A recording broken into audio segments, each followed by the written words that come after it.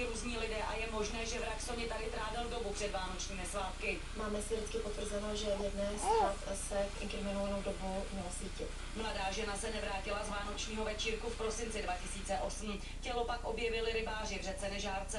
Vrak si zřejmě do chatové oblasti Soňu přivezl. Cestu z Jindřichova Hradce na Jenčinu dobře znal. Kriminalistům se podařilo na místě vraždy zajistit mužský profil DNA a před několika týdny začali s plošným odebíráním vzorků.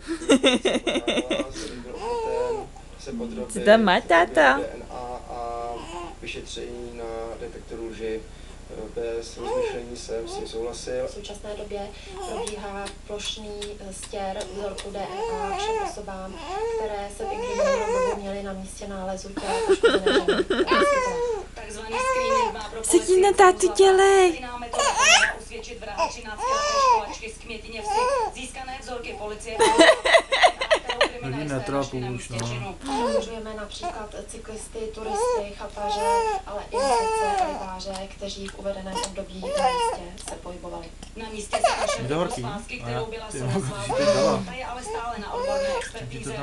Kriminalistů je teď jen otázkou času, kdy se podaří vraha Není to horký, tak na? Kándlová, televize Nova Jižní Čechy. A papá mi. Nechci vám sahat do svědomí, ale možná, že se vám to někdy stalo. V práci na počítači jen na chvilku otevřete stránku, která